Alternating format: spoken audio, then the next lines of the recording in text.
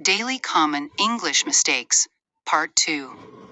Hello guys, welcome to another channel. Welcome to a new video. We have made 50 mistakes in the previous video. In today's video, we will make the next 50 mistakes, and you have to tell us how you liked the video, and what did you learn from the previous video, and which mistakes did you improve. And one important thing is to tell you that I am a new creator. I need your support. Please support me, and I will keep bringing you good videos. Thank you. And let's begin. I am living here since 2020. I have lived here since 2020. He works here since May. He has worked here since May. I didn't finished it.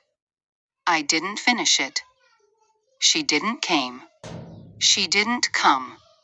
Did you went? Did you go? Have you ate? Have you eaten? He don't know. He doesn't know. It don't matter. It doesn't matter. Everybody have one. Everybody has one. Neither of them are here. Neither of them is here. Could have done it. Could have done it. Would have helped. Would have helped. Should have called. Should have called. I use to play. I used to play. Supposedly. Supposedly. Irregardless. Regardless. Anyways. Anyway. A lot. A lot. Each one have. Each one has. Less cars. Fewer cars. Keep speaking English every day, even if you make mistakes. Who did you give it to? Who did you give it to? You're welcome. You're welcome. They're going home. They're going home. It's raining. It's raining.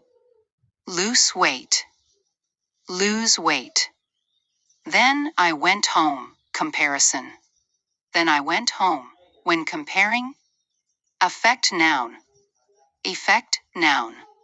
Me and her are friends. She and I are friends. This don't work. This doesn't work. He speak English. He speaks English. She walk to school. She walks to school. We enjoys movies. We enjoy movies. Their car is blue.